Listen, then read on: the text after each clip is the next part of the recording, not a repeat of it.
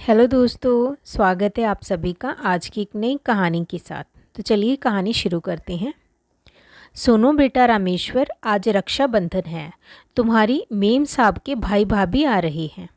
बढ़िया खाना बनाना, पूड़ी मटर कचौड़ी पनीर थोड़ी खीर भी। उसको बताते बताते ही मेरे मुंह में पानी आ गया। माताजी दही बड़े भी बना लें? इतने व्यंजन कौन खाएगा रामेश्वर? बिटिया अनु का ये प्रश्न मेरे लिए ही था। मुझे समझ आ रहा था, सादा खाना बनाओ, पूड़ी कचौड़ी तो विनय और बच्चे छूते भी नहीं हैं। बुझे मन से कमरे में आते ही आंसू बह निकले। ना गलती बिटिया की है ना दामाद की, मुझे ही बहुत कष्ट थे बेटा बहू के साथ। तभी तो करीब 1.25 महीने पहले जब अनु मायके आई तो मैंने रो रो कर सारे दुखड़े सुना दिए। बस आनन फानन में अटैची बांध ली।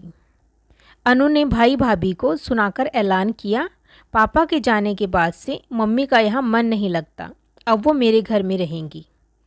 शुरुआत में सब बढ़िया चला। अनु दामाद दोनों नाती आगे पीछे घूमते रहे। उसके बाद मैं और मेरा कमरा। मंदिर जाना हो तो ड्राइवर के साथ जाना, चुपचाप चले आना।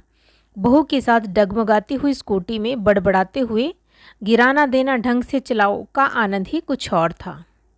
बिटिया के यहाँ जो बने वो खा लो। वहाँ तो नाश्ता खाना अचार पापड़ सब मेरी ही पसंद से। महीने भर पहले अनु की कही बात, मम्मी विनय ऑफिस से आकर थोड़ी देर अकेले बैठते हैं, आपकी चाय आपके कमरे में भिजवा दी है, सुनकर मन में अपराध बोध कौंध गया। बेटे और बहू भी तो कभी अकेले बैठना चाहते होंगे। वहाँ हर कोने में फैला मेरा सामान मेरी अनुपस्थिति में भी हाजिरी लगाता रहता था।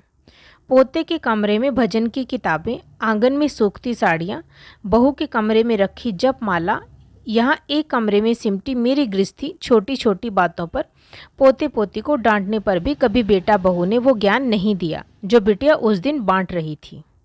आप बच्चों को टोका न करिए, अब देखिए ना मेरी ही बात नहीं सुनते हैं।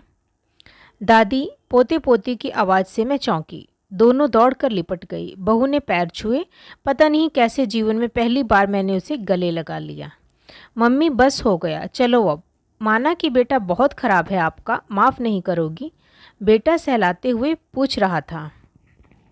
मम्मी जी, बिल्कुल अच्छा नहीं लगता है घर में जब से आप यहाँ आई हैं।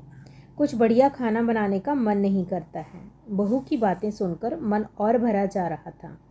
एक संशय अभी भी था। बिटिया बोल कर लाई, मेरे घर चलिए। बेटा कह रहा है मेरे घर चलिए। कोई तो वो कहे जो मुझे सुनना है। बस अभी निकल लूँगी। कहाँ चलने को कह रही हो तुम लोग? तुम्हारे घर? आखिरकार बहू ने मेरी मन की बात जान ही ली।